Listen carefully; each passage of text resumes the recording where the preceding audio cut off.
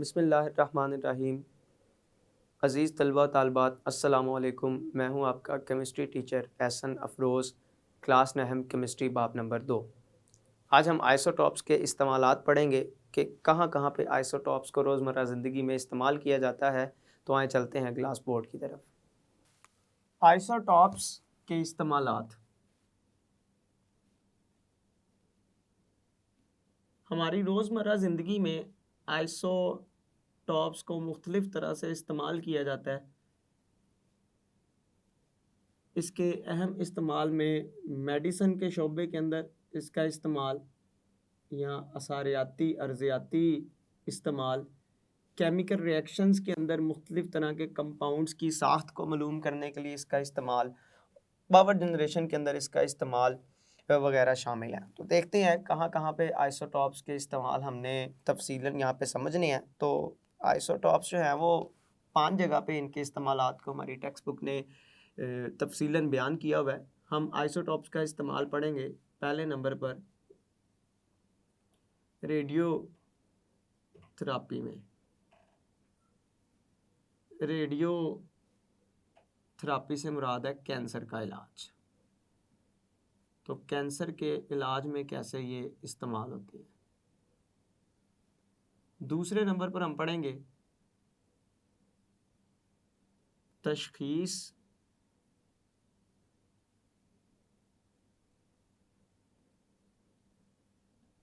और दवा के लिए, दवा यानी मेडिसिन के लिए, ड्रग के लिए ट्रेसर के तौर पर इस्तेमाल।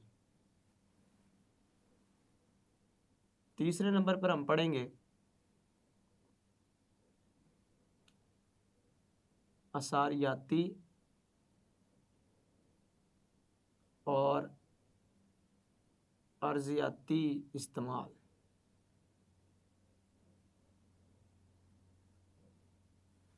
चौथे नंबर पर हम पढ़ेंगे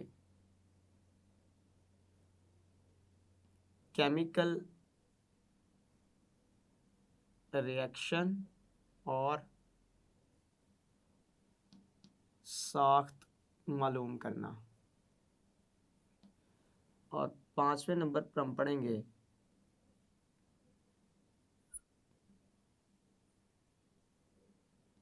पावर जनरेशन में इस्तेमाल। कहाँ कहाँ पे हम आइसोटॉप्स का इस्तेमाल कर सकते हैं। तो पहले नंबर पे रेडियो थेरापी के अंदर। अब ये रेडियो थेरापी क्या है।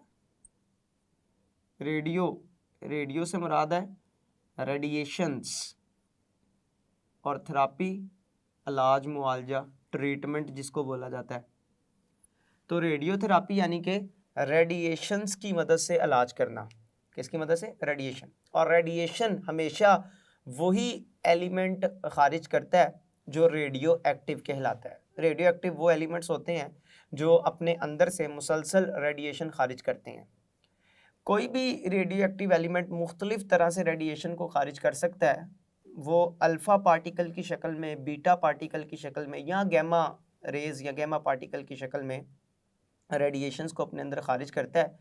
हम इस निकलने वाली रेडिएशन जो आइसोटॉप्स में से, रेडियो एक्टिव आइसोटॉप्स में से जो रेडिएशन निकलती हैं, इनसे निकलने वाली रेडिएशन का इस्तेमाल कैंसर के इलाज के तौर पर करते हैं।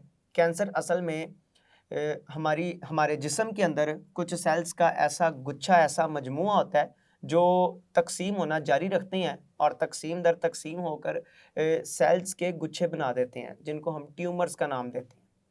अब ये सेल्स के जो गुच्छे, ट्यूमर्स जो हैं, इनको ख़त्म करने के लिए हम क्या करते हैं, जिस्म के बाहर से किसी ज़रिए से हम इनके ऊपर रेडियो एक्टिव आइसोटॉप्स में से निकलने वाले जो रेडिएशंस हैं, बीटा या गैमा जैसी रेडिएशन, इनको गिराते हैं। ये रेडिएशन उन ट्यूमर्स के ऊपर जाकर टकराती हैं और टकरा कर उन सेल्स को, जिनकी तकसीम ज़रूरत से ज़्यादा हो रही थी और उनकी तादाद एक गुच्छे की शक्ल इख्तियार कर गई थी, एक क्लस्टर की शक्ल इख्तियार कर गई थी, ये रेडिएशंस उस सेल के, उस गुच्छे के ऊपर जाकर पड़ती हैं और उनको डिस्ट्रॉय कर देती हैं। वो सेल्स जो बीमारी फैलाने का बाइस हैं, उनको ख़त्म, यानी कि ट्यूमर्स को ख़त्म कर देती हैं। तो इस पूरे मेथड को हम क्या नाम देते हैं? रेडियो थेरापी का नाम देते हैं। तो कैंसर के इलाज के लिए हम रेडियो एक्टिव आइसोटॉप्स का इस्तेमाल कर रहे हैं। इसके लिए हम यहाँ पे दो तरह से इसकी मिसाल पढ़ते हैं। कैंसर भी हम दो तरह से इसको तकसीम, दो शाखों के अंदर तकसीम कर देते हैं। कुछ कैंसर होता है जिसको हम स्किन कैंसर का नाम देते हैं, जिल्द का कैंसर। तो जिल्द का कैंसर, अगर हमारी स्किन के अंदर, जिल्द के अंदर जो है वो सेल्स के गुच्छे बन जाएं, तो उनको तोड़ने के लिए हम ऐसे आइसोटॉप का इस्तेमाल करते हैं जो ज़्यादातर बीटा रेडिएशंस को खारिज करते हैं, क्योंकि बीटा रेडिएशंस जो हैं वो इतना ज़्यादा सरायत करने की सलाहियत नहीं रखती, इतना ज़्यादा जिस्म के अंदर नफूज कर जाने की सलाहियत नहीं रखती। तो जो कैंसर हमारी जिल्द की, हमारे जिस्म की सतह पर है, जिल्द पर है, तो वहां तक उन रेडियो एक्टिव आइसोटॉप्स का इस्तेमाल किया जाता है जिनमें से बीटा रेडिएशन निकलती हैं। वो सिर्फ स्किन तक की जा सकती हैं, स्किन के अंदर, जिस्म के अंदर तक दाखिल नहीं हो सकती वो बीटा रेडिएशन। तो स्किन पर जो सेल्स के गुच्छे होंगे उनको तोड़ने के लिए और ट्यूमर को ख़त्म करने के लिए उनका इस्तेमाल करवाया जाता है। इसके लिए हम फास्फोरस 32 जैसे आइसोटॉप का इस्तेमाल करते हैं, स्ट्रॉन्शियम 90 जैसे आइसोटॉप का इस्तेमाल करते हैं जिनमें से बीटा पार्टिकल खारिज होते हैं। दूसरे नंबर पर कुछ कैंसर ऐसे भी होते हैं जो जिस्म के अंदर पाए जाते हैं, जिल्द के नीचे अंदर वाली जानिब पाए जाते हैं।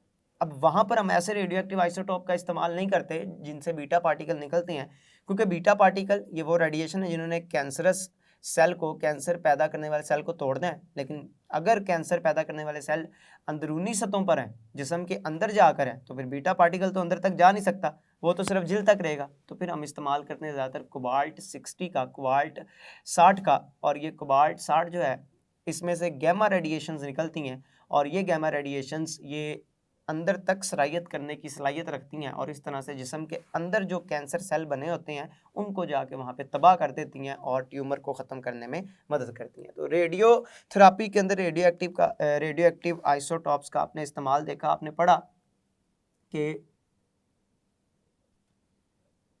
जिल्द के कैंसर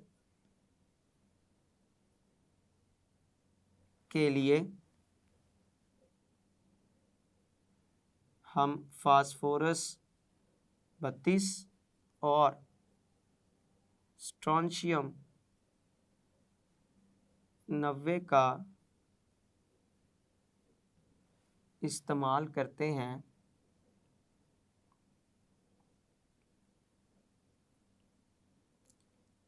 क्योंकि ये आइसोटॉप्स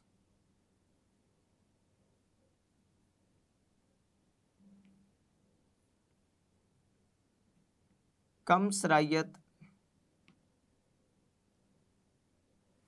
करने वाले बीटा पार्टिकल्स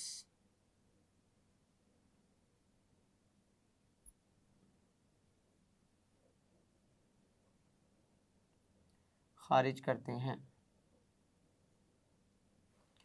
तो लिहाजा ये जो रेडिएशन है, ये जो पार्टिकल हैं, ये सिर्फ जिल्द की सतह तक ही रह सकते हैं, और जिल्द के अंदर मौजूद जो ट्यूमर बना हुआ है उसको ख़त्म करके जिल्द के कैंसर के इलाज के लिए मुआवन साबित हो सकते हैं। ये पहली बात मैंने की रेडियोथेरेपी के अंदर के रेडियोथेरापी के अंदर के कौन से ट्यूमर्स जो जिल्द की सतह के ऊपर होंगे, जिल्द के ऊपर मौजूद होंगे, उनके लिए बीटा पार्टिकल खारिज करने वाले रेडियो एक्टिव आइसोटॉप का इस्तेमाल किया जाएगा, जो दो लिखे मैंने, फास्फोरस 32 और स्ट्रॉन्शियम 90।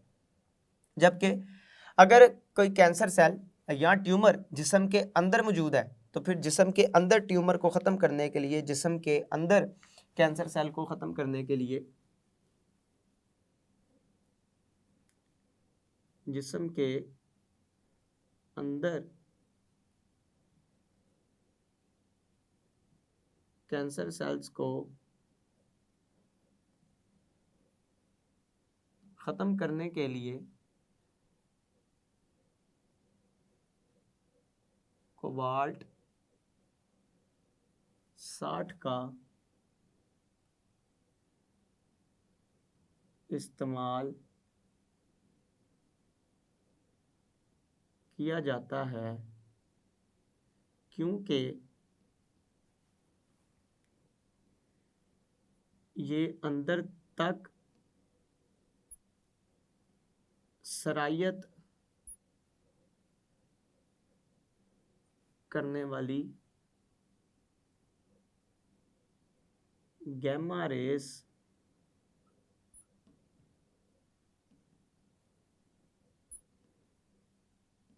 खारिज करता है। तो हम जो कैंसर जिस्म के अंदर मौजूद है उसको ख़त्म करने के लिए किसका इस्तेमाल करवा रहे हैं? कोबाल्ट 60 का, क्योंकि ये कौन सी रेज़ को खारिज करने का ज़िम्मेदार है? Gamma rays. और इनकी खासियत क्या है कि ये अंदर तक सरायत कर जाती हैं, जबकि ये वाले रेडियो एक्टिव आइसोटॉप, इनकी खासियत क्या थी कि ये कम सरायत करने वाले बीटा पार्टिकल खारिज करती थी जो सिर्फ जिल्द तक ही महदूद रहते थे और जिल्द के ऊपर जो ट्यूमर है उसको ख़त्म करने के लिए इस्तेमाल किए जाते थे। तो ये दो बातें आपने याद रखनी है रेडियोथेरापी के अंदर, कि जिल्द के कैंसर को ख़त्म करने के लिए और वो ट्यूमर जो जिल्द की सतह से अंदर जिस्म के अंदर तक कहीं पे मौजूद है उसको ख़त्म करने के लिए किस तरह से मुख्तलिफ आइसोटॉप का इस्तेमाल किया जाता है। ये आइसोटॉप रेडियो एक्टिव आइसोटॉप्स कहलाते हैं। दूसरे नंबर पर है तशखीस और दवा के लिए ट्रेसर के तौर पर इस्तेमाल। तशखीस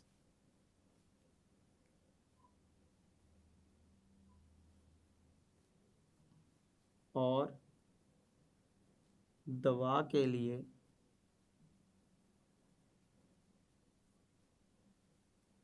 ट्रेसर के तौर पर इस्तेमाल। जब हम मेडिसिन के शोबे की बात करते हैं ना, तो सबसे अहम मसला बीमारी की तशखीस है। आप तब तक किसी मेडिसिन को तजवीज़ नहीं कर सकते, किसी दवाई को, किसी ड्रग को तजवीज़ नहीं कर सकते किसी मरीज़ को, जब तक आपको ये ना पता चल जाए कि उस मरीज़ को असल मसला, असल बीमारी क्या है। तो बीमारी की जड़ तक पहुंचने के लिए आप इन आइसोटॉप्स का, रेडियो एक्टिव आइसोटॉप्स का ज़्यादातर इस्तेमाल करते हैं। इन आइसोटॉप्स की मदद से आप उस चीज़ की, उस जगह की निशानदही कर लेते हैं जहाँ पे जिस्म के अंदर कोई ना कोई मसला चल रहा है, और उसके बाद फिर जब आपको मसला पता चल जाता है तो आपको उस मसले के लिए किसी मेडिसिन को तजवीज़ करना, किसी दवाई को तजवीज़ करना आसान हो जाता है। तो ट्रेसर मतलब पता चलाने वाला। तो आइसोटॉप का इस्तेमाल ट्रेसर के तौर पर है, क्योंकि आप तशखीस करेंगे और तशखीस करके आप क्या बता सकते हैं, कोई मेडिसिन तजवीज़ कर सकते हैं अपने मरीज़ को। तो लिहाजा तशखीस और दवा के लिए ट्रेसर, पता चलाने वाले कंपोनेंट के तौर पर इनका इस्तेमाल किया जाता है मेडिसिन के शोबे के अंदर। तो मेडिसिन के शोबे के अंदर अगर मैं बात करूं दो तरह से, मैं दो मिसालें आपको यहाँ पे लिख के बताता हूँ, जिनसे आपको इस दूसरे इस पॉइंट का, इस नुक्ते की ज़्यादा अच्छी तरह से समझ आ जाएगी। पहले नंबर पर तो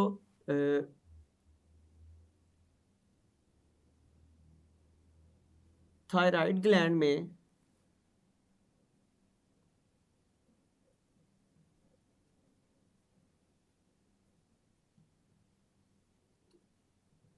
ग्वाइटर की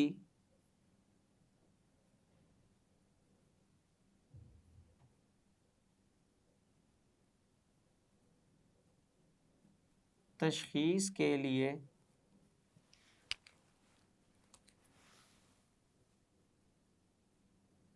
आयोडीन 131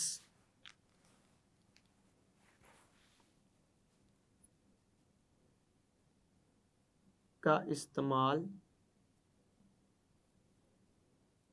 किया जाता है। एक और मिसाल, फिर मैं इसकी वजाहत भी करता हूँ मिसाल की। इसी तरह हड्डियों की नशोनुमा के लिए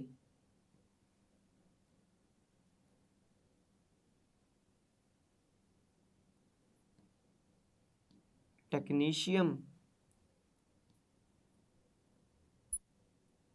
के आइसोटॉप को इस्तेमाल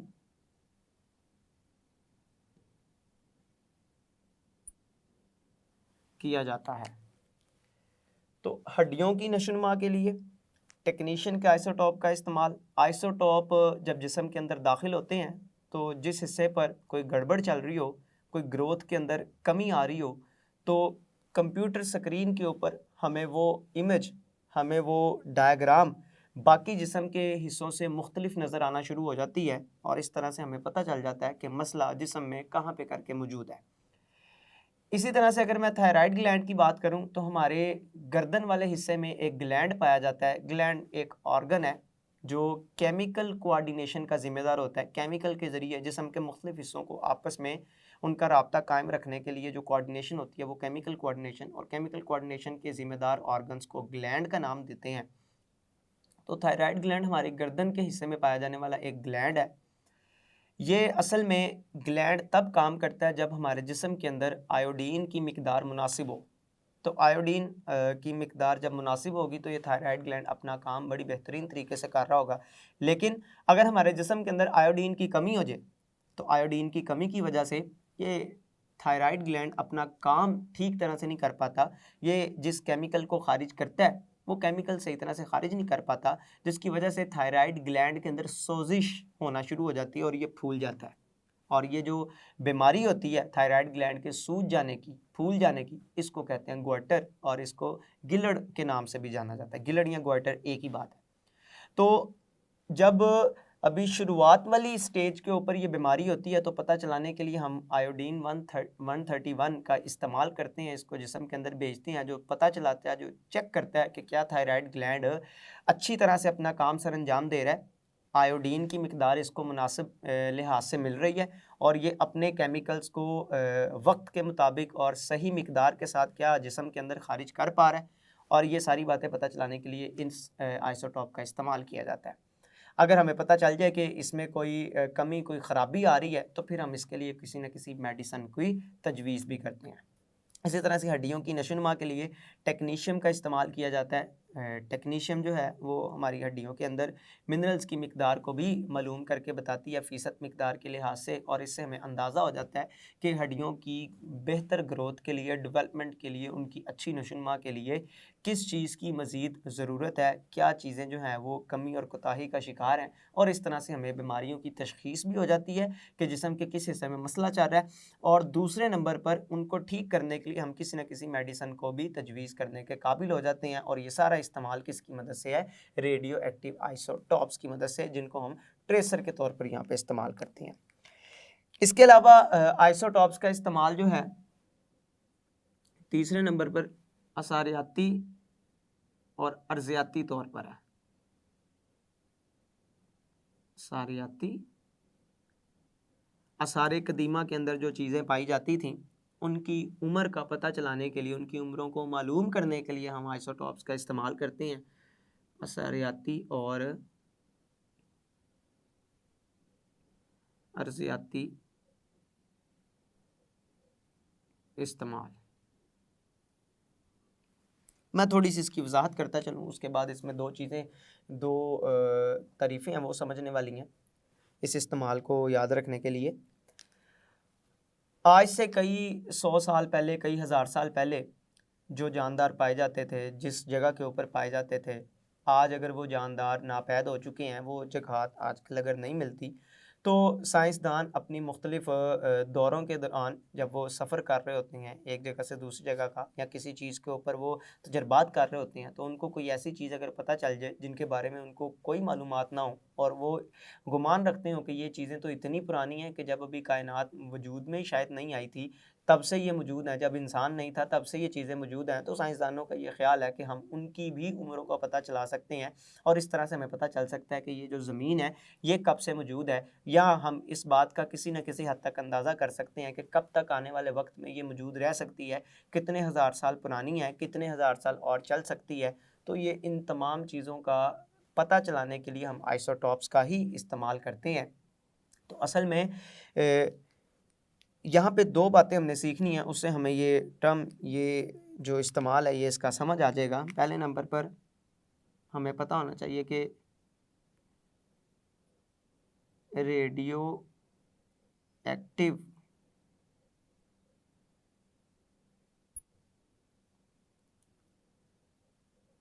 आइसोटॉप डेटिंग क्या होता है।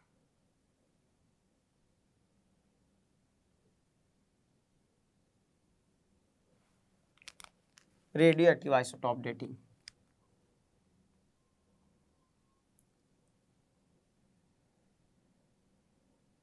मुर्दा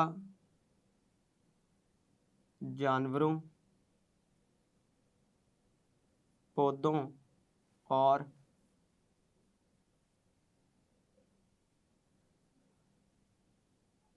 पत्थरों की या चट्टानों की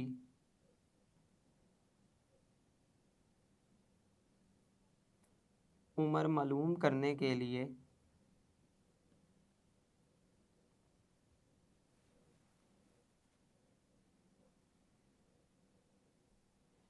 रेडियो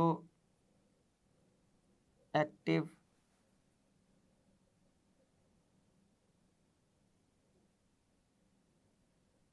आइसोटॉप्स का इस्तेमाल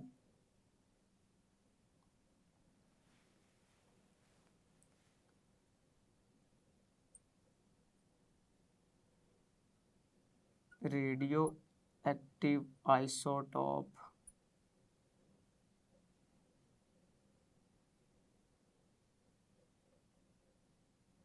डेटिंग कहलाता है।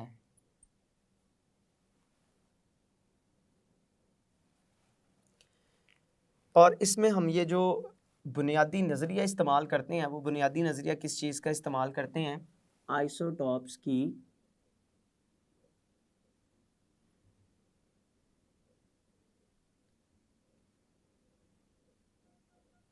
हाफ लाइफ की मदद से।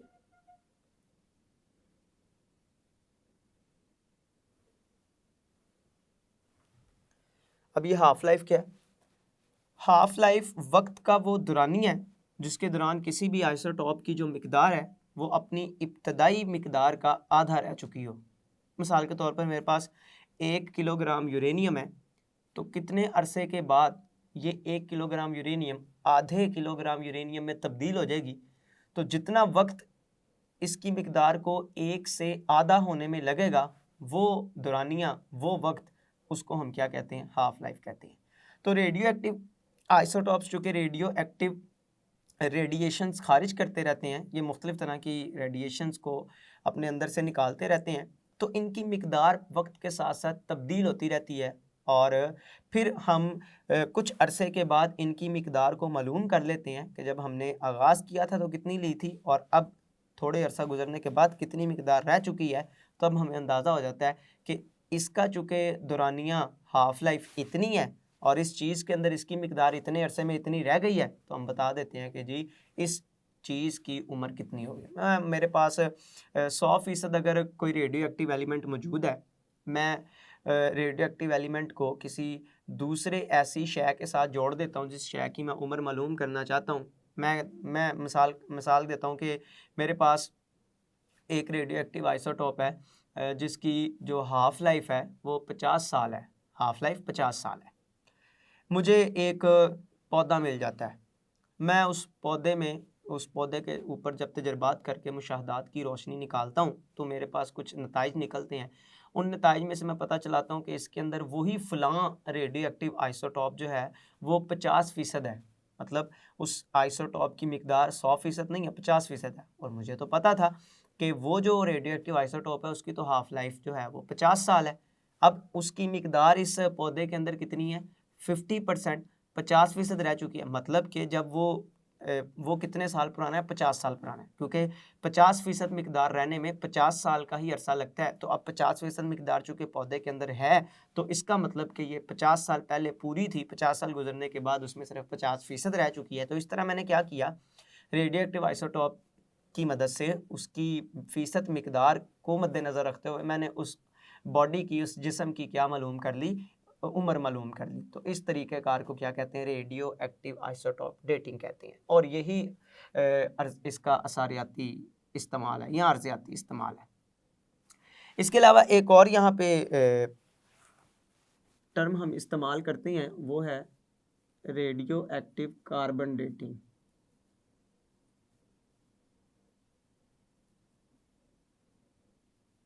रेडियो एक्टिव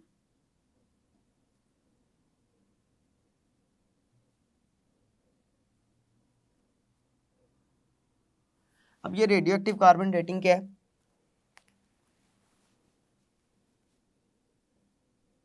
कार्बन पर मुश्तमिल इज्साम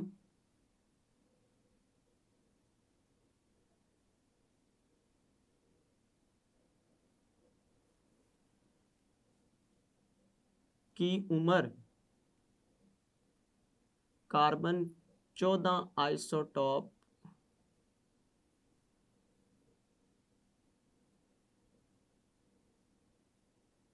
की मदद से मालूम करने को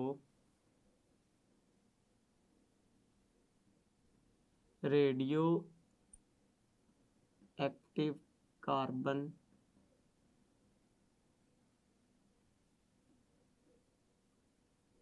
डेटिंग बोला जाता है या कहते हैं, एक ही बात है।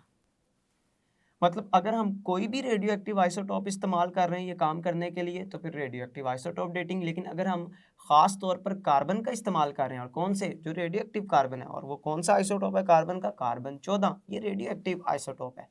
अगर हम किसी ऐसा जिस्म जिसके अंदर कार्बन मौजूद है उसकी उम्र का पता चलाना चाहते हैं तो उस जिस्म के अंदर कार्बन 14 की मिकदार को मालूम कर लेंगे और उसकी हाफ लाइफ से हम उस जिस्म की, उस बॉडी की उम्र का अंदाज़ा लगा लेंगे। तो इस मेथड को, इस अमल को रेडियो एक्टिव कार्बन डेटिंग का नाम दिया जाता है। तो असारियाती और रज़ियाती इस्तेमाल में हम ये मुख्तलिफ जो अशिया हमारे पास जो आज से कई सौ साल पहले थी, अब अगर उनका हमें कोई नामो निशान मिल जाता है तो पता चलाने के लिए कि कोई जिस्म कितना पुराना इस ज़मीन के ऊपर मौजूद है या ज़मीन कितनी पुरानी है, कहाँ तक आगे चल सकती है, इन तमाम बातों के इल्म को आइसोटॉप की मदद से हम जांच सकते हैं, पहचान कर सकते हैं। आगे अगर हम बढ़ते हैं चौथे नंबर के ऊपर, तो केमिकल रिएक्शन और साख्त मालूम करना, इसमें क्या इस्तेमाल है? केमिकल रिएक्शन और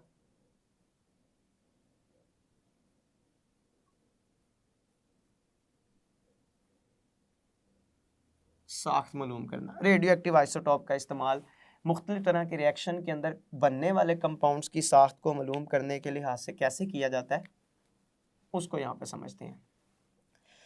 तो यहाँ पे याद रखें कि केमिकल रिएक्शन में केमिकल रिएक्शन के दौरान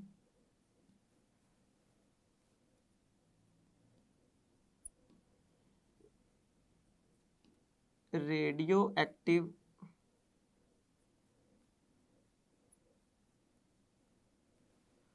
आइसोटॉप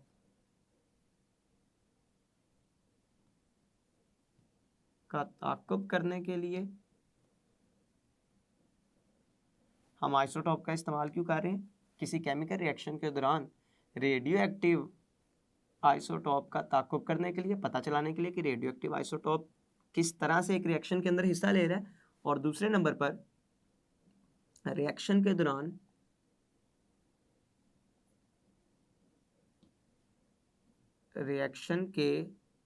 दौरान बनने वाले कंपाउंड की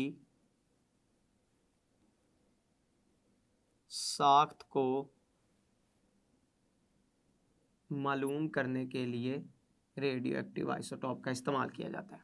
एक केमिकल रिएक्शन हो रहा है, उस केमिकल रिएक्शन के अंदर हम देखना चाहते हैं कि किसी एलिमेंट का कौन से वाला आइसोटॉप रिएक्शन को मुकम्मल करने के लिए का जिम्मेदार है। दूसरे नंबर पर उस रिएक्शन के दौरान जो हमारी प्रोडक्ट बन रही है, उस प्रोडक्ट की साख्त किस तरह की होगी, उसकी साख्त पता चलेगी तो हम उस प्रोडक्ट की खसूसियात का अंदाज़ा लगा सकते हैं। तो साख्त मालूम करने के लिए और एक रिएक्शन के अंदर रिएक्टेंट्स के तौर पर जो चीज़ें इस्तेमाल में आ रही हैं उनके अंदर कौन कौन से एलिमेंट के आइसोटॉप्स कौन से वाले मौजूद होते हैं, इन चीज़ों का पता चलाने के लिए हम रेडियो एक्टिव आइसोटॉप का इस्तेमाल करते हैं। जैसे कार्बन डाइऑक्साइड में कार्बन को कार्बन 14 के तौर पर लेबल किया जाता है। मैं मिसाल देता हूँ आपको। मिसाल के तौर पर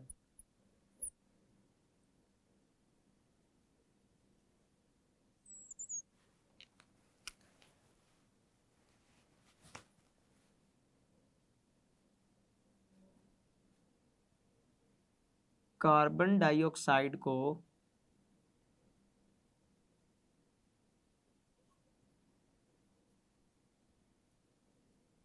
लेबल करने के लिए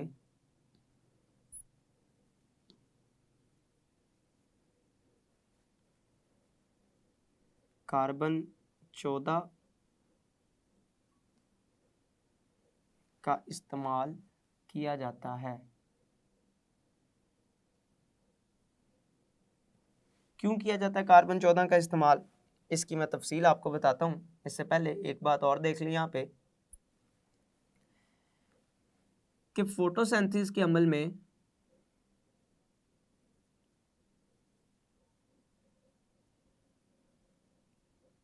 फोटोसिंथेसिस के दौरान पौधे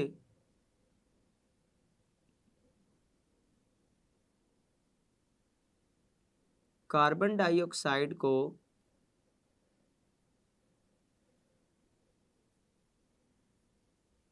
इस्तेमाल करके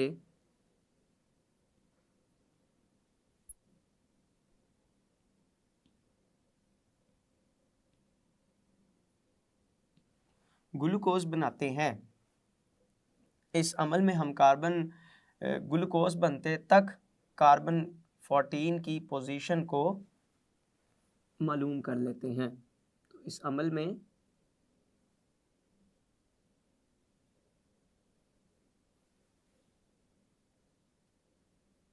ग्लूकोज बनने तक कार्बन 14 की पोजीशन को मालूम किया जाता है। क्या मुराद है? ये जो दो तीन बातें आपके सामने लिखी हुई हैं, मैं जानता हूं कि फोटोसिंथेसिस के अमल में कार्बन डाइऑक्साइड और पानी, इन दोनों के कीमियाई मिलाप से क्या बन गया? ग्लूकोज, और साथ साथ क्या बन गया? ऑक्सीजन। अगर मैं ज़रा मुतवाज़न कीमियाई मसवाद की शक्ल में लिखता हूँ तो कुछ इस तरह से इसी रिएक्शन को ज़ाहिर किया जाएगा। ये मुतवाज़न कीमियाई मसवाद है ग्लूकोज के बनने की। ग्लूकोज हमारी अहम प्रोडक्ट है। ग्लूकोज असल में हम देखना चाहते हैं कि जब ये ग्लूकोज बना तो इस ग्लूकोज की साख्त क्या है और बनते दौरान क्या क्या तब्दीलियां हुई हैं। तो कार्बन डाइऑक्साइड और पानी ये दोनों आपस में मिलकर सीधी ग्लूकोज की तैयारी के अंदर शामिल नहीं होते, बल्कि पहले ये दोनों आपस में रिएक्ट करते हैं। इनके रिएक्ट करने से एक इंटरमीडिएट बनता है। वो इंटरमीडिएट मज़ीद किसी दूसरे इंटरमीडिएट के अंदर तब्दील हो जाता है और इस तरह से इंटरमीडिएट की सीरीज़ चलते चलते बिल आखिर हमारे पास इस ग्लूकोज की पैदावार हासिल होती है, ग्लूकोज बनती है। तो लिहाजा किन तब्दीलियों से कार्बन डाइऑक्साइड गुजर कर ग्लूकोज के अंदर तब्दील होती है, ये पता चलाने के लिए हम जो कार्बन डाइऑक्साइड के अंदर कार्बन इस्तेमाल करते हैं वो उसका रेडियो एक्टिव आइसोटोप इस्तेमाल कर देते हैं। कौन सा? कार्बन 14, इसका इस्तेमाल कर लिया जाता है। ये रेडियो एक्टिव है, ये अपने अंदर से क्या करता रहेगा? वक्त गुजरने के साथ साथ रेडिएशन को खारिज करता रहेगा।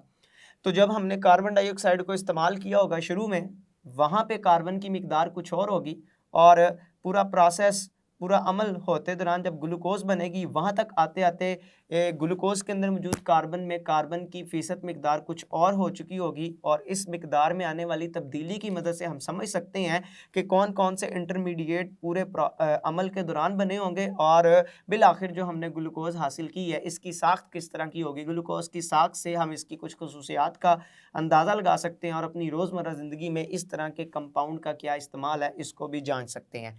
तो ये था केमिकल रिएक्शन के अंदर मुख्तलिफ कंपाउंड्स की साख्त को मालूम करने के लिए जो प्रोडक्ट हैं और किस तरह से रेडियो एक्टिव आइसोटॉप का ताक़ुब किया जाता है, ये बात समझने के लिए रेडियो एक्टिव आइसोटॉप्स का इस्तेमाल कितना ज़रूरी है।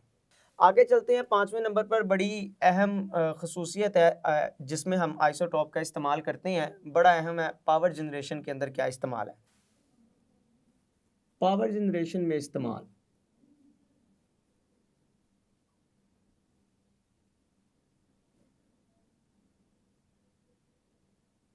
तो रेडियो एक्टिव आइसोटॉप्स को हम बिजली की पैदावार में भी इस्तेमाल कर सकते हैं। देखते हैं कैसे करते हैं बिजली की पैदावार के लिए रेडियो एक्टिव आइसोटॉप का इस्तेमाल। तो न्यूक्लियर रिएक्टर्स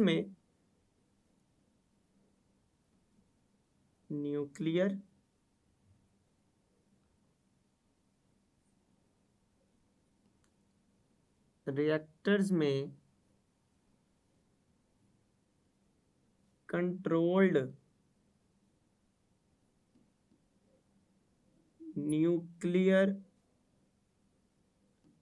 फिशन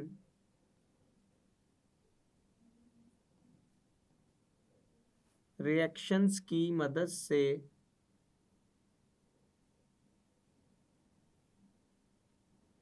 बिजली बनाने के लिए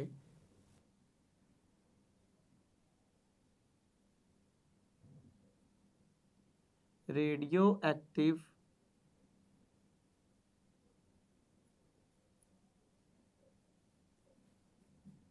आइसोटॉप्स का इस्तेमाल किया जाता है। कैसे किया जाता है वो मिसाल की मदद से समझते हैं। यहाँ पे ज़रा 2-3 बातें समझने वाली हैं, पहले वो समझ लें। पहले नंबर पर हमने बात की न्यूक्लियर रिएक्टर्स। ये क्या है? न्यूक्लियर रिएक्टर्स वो बड़ी बड़ी मशीनें हैं जहाँ पे ये रिएक्शन करवाए जाते हैं। कौन से रिएक्शन? जिनकी मदद से बिजली ने पैदा होना है। और ये रिएक्शन कौन से रिएक्शन होते हैं? Nuclear fission reaction. अब पहली बात तो रिएक्शन न्यूक्लियस की नेचर के लिहाज से दो तरह के होते हैं, न्यूक्लियर फिशन और न्यूक्लियर फ्यूजन। ऐसे रिएक्शन जिसमें दो छोटे न्यूक्लियाई आपस में मिलकर एक बड़ा न्यूक्लियस बनाते हैं, न्यूक्लियर फ्यूजन रिएक्शन कहलाते हैं। फ्यूजन का मतलब आपस में मिल जाना।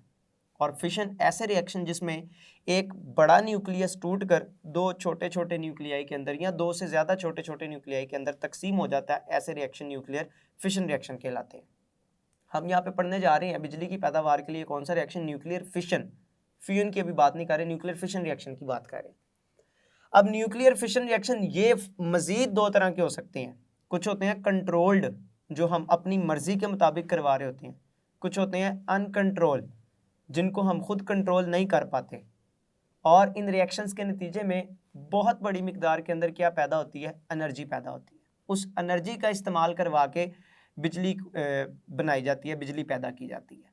अब ये जो कंट्रोल न्यूक्लियर फिशन रिएक्शन है, ये जिन बड़े चैम्बर्स के अंदर करवाए जाते हैं, उन चैम्बर्स को हम न्यूक्लियर रिएक्टर्स का नाम देते हैं। तो न्यूक्लियर रिएक्टर के अंदर कंट्रोल्ड न्यूक्लियर फिशन रिएक्शन करवाया जाता है। ये बात आपने याद रखनी है, कंट्रोल्ड। कुछ ऐसे होते हैं जो अनकंट्रोल्ड, जिनको हम खुद काबू नहीं कर सकते, वो वाले फिशन रिएक्शन भी होते हैं। जैसे न्यूक्लियर बम, जब एक न्यूक्लियर बम जो है वो फटता है तो फिर हम उसको कंट्रोल नहीं कर सकते। वो जिस हद तक होगा वो तबाही मचाएगा, जितनी उसकी ताकत है वो उस हद तक नुकसान करेगा। वो अनकंट्रोल्ड है। लेकिन कुछ ऐसा, जैसे बिजली की पैदावार के लिए भी हमें एनर्जी चाहिए, लेकिन वो एनर्जी हम इस तरह से रिएक्टेंट का इस्तेमाल करवा के पैदा करवा रहे हैं जो हमें हमारे अपने कंट्रोल में, हमारे काबू के अंदर है। तो कंट्रोल जो न्यूक्लियर फिशन रिएक्शंस हैं वो न्यूक्लियर रिएक्टर के अंदर करवाए जाते हैं और उन रिएक्शन की मदद से बिजली बनाई जाती है। और ये बनाने के लिए, रिएक्शन करवाने के लिए हम किन का इस्तेमाल कर रहे हैं? न्यूक्लियर रिएक्टर्स के अंदर किन का इस्तेमाल किया जा रहा है? रेडियो एक्टिव आइसोटॉप्स का इस्तेमाल किया जा रहा है। मिसाल की मदद से इसको समझते हैं कि कौन सा रेडियो एक्टिव आइसोटॉप ज़्यादातर ये काम करने के लिए इस्तेमाल किया जाता है। मिसाल के तौर पर जब हम यूरेनियम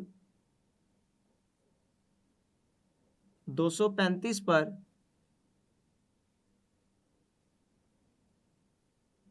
सुस्त रफ्तार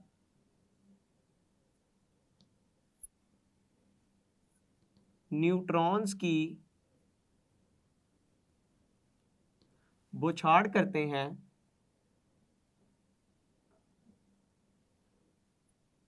तो यूरेनियम का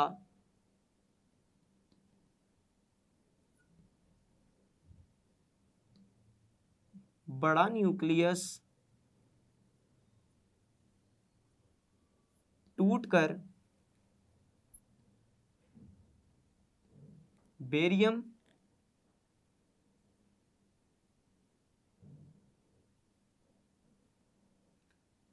और क्रिप्टॉन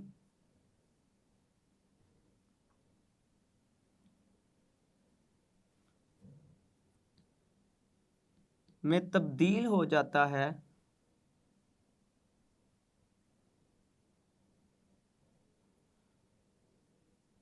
और साथ ही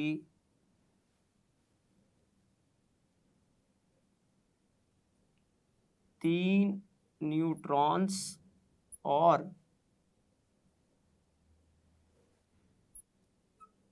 बहुत बड़ी मिकदार में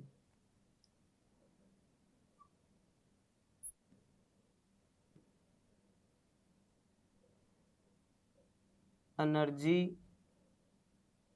पैदा होती है। अब इस सारी मिसाल को ना एक कीमियाई मसावात की मदद से समझाता हूँ, लेकिन समझाने से पहले इसमें एक आधी बात है जो समझने वाली है, बड़ी अहम है और बड़ी दिलचस्प भी है।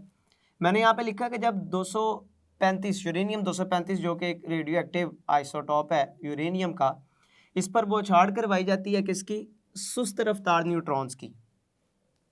तो फिर हमारे पास बिजली की पैदावार के लिए बहुत बड़ी मिकदार के अंदर क्या पैदा हो रही है? एनर्जी पैदा हो रही है। अब यहाँ पे हम सुस्त रफ्तार न्यूट्रॉन्स का इस्तेमाल क्यों कर रहे हैं, ये आप बड़ी क्लास के अंदर जाके इस बात को तफसीलन समझेंगे भी कि न्यूक्लियर फिशन रिएक्शंस के अंदर जब हम किसी बड़े न्यूक्लियस को तोड़ते हैं छोटे न्यूक्लियस के अंदर, तो तोड़ने के लिए ज़्यादातर न्यूट्रॉन्स का ही इस्तेमाल करते हैं। लेकिन न्यूट्रॉन्स अपनी खासियत के लिहाज से दो तरह के होते हैं, एक होते हैं सुस्त रफ्तार और एक होते हैं तेज़ रफ्तार।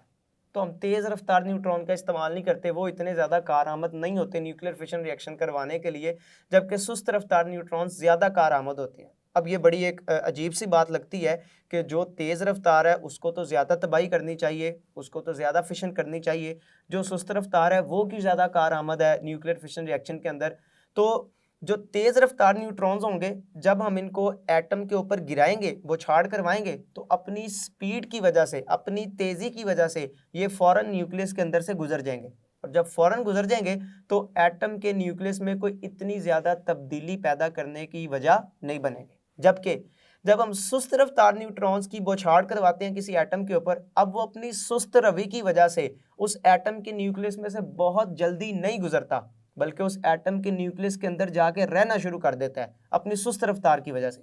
और जब न्यूक्लियस के अंदर रहेगा तो जितनी देर ज़्यादा रहेगा वहाँ पर उतने ही ज़्यादा मसले मसाइल पैदा करने का बायस बनेगा, तो लिहाजा उतनी ही ज़्यादा तोड़ फोड़ करवाने का बायस बनेगा। तो इस वजह से जो सुस्त रफ्तार न्यूट्रॉन्स हैं ये फिशन रिएक्शन के अंदर ज़्यादा कारआमद साबित होते हैं तेज़ रफ्तार न्यूट्रॉन्स की निस्बत। तो यहाँ पर भी ये लिखा हुआ है कि यूरेनियम 235 का इस्तेमाल किया जाता है, सुस्त रफ्तार न्यूट्रॉन्स की बौछार करवाई जाती है जो कि यूरेनियम के बड़े से न्यूक्लियस को तोड़ देते हैं और छोटे छोटे न्यूक्लियाई पैदा होते हैं, यानी कि बेरियम बनता है और क्रिप्टॉन जैसे न्यूक्लियाई बनते हैं।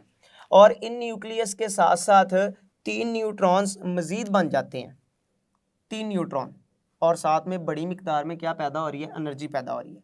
अब हमने एक यूरेनियम को तोड़ने के लिए किसका इस्तेमाल किया? एक न्यूट्रॉन का, एक न्यूट्रॉन का इस्तेमाल किया एक यूरेनियम को तोड़ने के लिए, और इस पूरे अमल के दौरान प्रोडक्ट के अंदर मज़ीद कितने प्रोटॉन बन गए? 3 न्यूट्रॉन मज़ीद बन गए। अब ये जो 3 न्यूट्रॉन है ये मज़ीद आगे चल के फिर एक यूरेनियम 235 के एटम को फिर तोड़ने के काबिल है। हर एक यूरेनियम से फिर 3 न्यूट्रॉन निकलेंगे, वो आगे चल के फिर एक यूरेनियम के एटम को तोड़ने के लिए मौजूद है। तो लिहाजा ये इस तरह से रिएक्शन की एक चेन चलती चली जाएगी, और ये जो चेन की शक्ल में रिएक्शन होते हैं इनको न्यूक्लियर फिशन रिएक्शन बोला जाता है, क्योंकि हर रिएक्शन के नतीजे में यूरेनियम का बड़ा न्यूक्लियस टूटता है, छोटे न्यूक्लियाई बनते हैं। अब चूंकि ये चेन चलती जाती है लिहाजा हमें एक हद तक रहकर ही रिएक्शन करवाना पड़ता है, हमें कंट्रोल्ड हालत के अंदर इस रिएक्शन को पूरा करना पड़ता है। अब इस पूरे रिएक्शन को एक कीमियाई मसावात की मदद से समझ लेते हैं। हमने लिखा कि जब यूरेनियम 235 के ऊपर न्यूट्रॉन की बौछार करवाई जाती है, न्यूट्रॉन जिनके ऊपर चार्ज कोई नहीं है, मैंने बताया था कि निचले बाएं कोने के ऊपर एटॉमिक नंबर होता है असल में, और एटॉमिक नंबर चार्ज नंबर को भी जाहिर करता है। तो न्यूट्रॉन के ऊपर कोई चार्ज नहीं है, जबकि इसका मास नंबर 1, ये मास रखता है। जब न्यूट्रॉन की बौछार करवाएंगे तो इस रिएक्शन के नतीजे में क्या बनेगा, बेरियम जिसका मास नंबर है 139 और एटॉमिक नंबर है 56, और साथ में क्या बनेगा, क्रिप्टॉन जिसका मास नंबर है 94 और इसका एटॉमिक नंबर है 36। साथ में क्या बनेंगे, 3 न्यूट्रॉन्स बनेंगे, चार्ज कोई भी नहीं, जबकि मास नंबर 1, और साथ में एनर्जी की बड़ी मिकदार भी पैदा होगी। तो ये सारे प्रोडक्ट बनेंगे इस रिएक्शन के नतीजे में। इस तरह की कीमियाई मसावात लिखते हुए आपने इसको मतवाज़न हालत में लिखना है, और मतवाज़न हालत में कैसे लिखेंगे, रिएक्टेंट वाली जानिब जितने भी मास नंबर का मजमूआ होगा, प्रोडक्ट वाली जानिब तमाम मास नंबर का मजमूआ उतना ही निकलना चाहिए। जैसे कि अगर यहाँ पे देखें तो uranium 235 mass number, neutron mass number 1, ये दोनों मिलाकर जो टोटल मास बनता है वो 236 बनता है। मतलब रिएक्टेंट वाली जानिब टोटल मास नंबर 236 बन रहा है। इसी तरह अगर प्रोडक्ट वाली जानिब देखें तो 139, 94 और 1 न्यूट्रॉन का मास 1, 3 न्यूट्रॉन का मास 3, तो 3 ये भी साथ मिला लें तो 139, 94 और 3, इन सबको मिलाकर जो टोटल मास नंबर बनेगा वो भी कितना बनेगा, 236। तो हमारे रिएक्टेंट और प्रोडक्ट दोनों जानिब मास नंबर क्या हो गए, मतवाजन, बैलेंस हो गए। अब ज़रा चार्ज को भी देख लें, इधर 92, इधर 0, दोनों को जमा करेंगे तो हमारे पास जवाब क्या बनेगा, 92। इस तरफ भी आप एटॉमिक नंबर का ये जो मजमूआ है ये देख सकते हैं, 56, 36 और ये 0, इन सबको जमा करें तो इनको मिलाकर भी जवाब कितना बनना चाहिए, 92, और 92 ही बनता है। तो आपने जब इस तरह की कीमियाई मसावात लिखनी है तो लिखते हुए इस बात का ख्याल रखना है कि आपका ये जो चार्ज है और ये जो मास है ये रिएक्शन के दाएं जानिब बाएं जानिब दोनों तरफ बराबर होना चाहिए, वगरना आपकी जो मसावात है वो गलत हो जाएगी और उसके नंबर भी कट जाएंगे। तो लिहाजा पावर जनरेशन के अंदर आपने देखा कि हमने यूरेनियम 235 का इस्तेमाल किया, इसके ऊपर सुस्त रफ्तार न्यूट्रॉन्स की बौछार करवाई, न्यूक्लियस टूटा, छोटे न्यूक्लियस के अंदर तब्दील हुआ, न्यूट्रॉन बने, साथ में बड़ी मिकदार में एनर्जी भी खारिज हुई। ये था वो अमल, ये था वो प्रोसेस जिसकी मदद से हम बिजली की पैदावार हासिल करते हैं। अब इसकी मदद से कैसे हासिल करेंगे, रेडियो एक्टिव आइसोटोप का इस्तेमाल कहाँ पे कैसे आएगा। असल में ये जो एनर्जी पैदा हुई है इस रिएक्शन के नतीजे में, कंट्रोल न्यूक्लियर फिशन रिएक्शन के नतीजे में, एनर्जी की ये मिकदार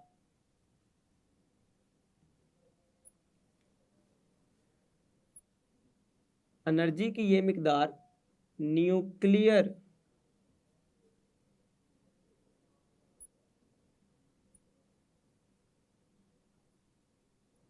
रिएक्टर्स में मौजूद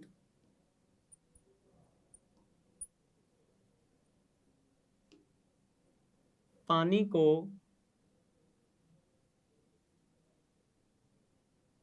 भाप में तब्दील करती है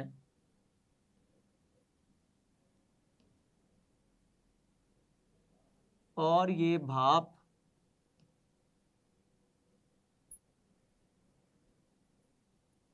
टरबाइंस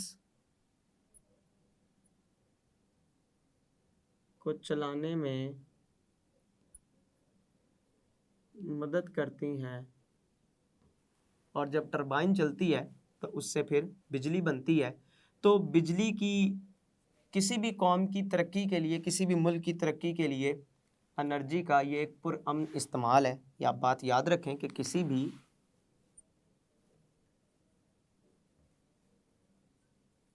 मुल्क कौम की तरक्की के लिए एनर्जी का ये पुरअमन इस्तेमाल है। हम ये जो एनर्जी पैदा हो रही है इसको किसी बुरे काम के लिए इस्तेमाल नहीं कर रहे, हम इस एनर्जी को अपनी ही कौम की खातिर, अपने ही मुल्क की खातिर, अपनी तरक्की की खातिर क्या कर रहे हैं, पुरअमन तरीके से इस्तेमाल कर रहे हैं। किसी दूसरे को नुकसान पहुंचाने के लिए, किसी की तबाही के लिए इसका इस्तेमाल नहीं कर रहे। तो रेडियो एक्टिव आइसोटॉप का इस्तेमाल बहुत बड़े पैमाने के ऊपर जो है वो पावर जनरेशन के लिए किया जाता है। अज़ीज़ तलबा व तालिबात, 5 मुख्तलिफ़ शाखों के अंदर आपने आइसोटॉप्स के इस्तेमाल को समझा है, जिसमें आपने बीमारी की तशख़ीस के लिए इनका इस्तेमाल, रेडियोथेरापी के लिए इसका इस्तेमाल, आसारियाती अर्जियाती तौर के ऊपर इस्तेमाल, रिएक्शन में कंपाउंड की साख्त मालूम करने के लिए, और पावर जनरेशन के तौर पर कैसे आइसोटॉप्स को बड़े पैमाने पर इस्तेमाल किया जाता है, इसको समझा है। मैं उम्मीद करता हूँ आज का लेक्चर आपको बखूबी समझ आया होगा। आप इसको अच्छी तरह से तैयार करेंगे। अल्लाह आपका हामी नासिर है। अस्सलाम वालेकुम।